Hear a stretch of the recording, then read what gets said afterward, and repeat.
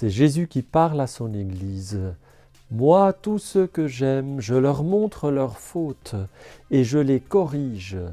Eh bien, sois fervent et convertis-toi. Voici que je me tiens à la porte et je frappe. Si quelqu'un entend ma voix et ouvre la porte, j'entrerai chez lui. Je prendrai mon repas avec lui et lui avec moi. Le vainqueur, je lui donnerai de siéger avec moi sur mon trône, comme moi-même, après ma victoire, j'ai siégé avec mon Père sur son trône. »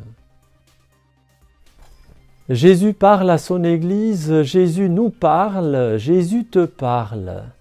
Premier point, acceptons d'être corrigés par le Seigneur. Dans nos épreuves, nos difficultés, nos contrariétés, essayons de regarder un peu plus loin en cherchant quelle est la correction paternelle, fraternelle que le Seigneur nous fait à travers la contrariété que nous rencontrons dans notre quotidien. C'est regarder avec une foi aimante la vie quotidienne avec ses aléas. Deuxième point, le Seigneur frappe à la porte de notre cœur. Il désire ardemment prendre, entre guillemets, son repas avec nous dans un tête-à-tête, dans la lumière du Saint-Esprit, un repas qui est servi par le Père et qui est essentiellement ce pain de l'amour et de la lumière que Dieu veut nous donner tous les jours. Donc cultivons cette intimité avec le Seigneur.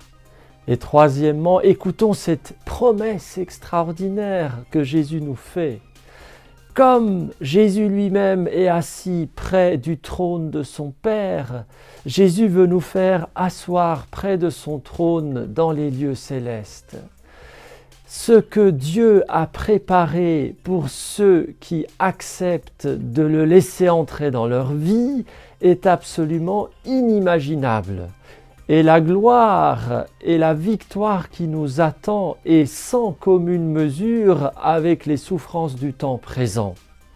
Alors acceptons d'entrer dans ces lieux célestes dès maintenant et pour toujours en Jésus-Christ, en qui nous sommes déjà victorieux et qui nous donne d'être victorieux aujourd'hui dans nos combats du quotidien. Amen.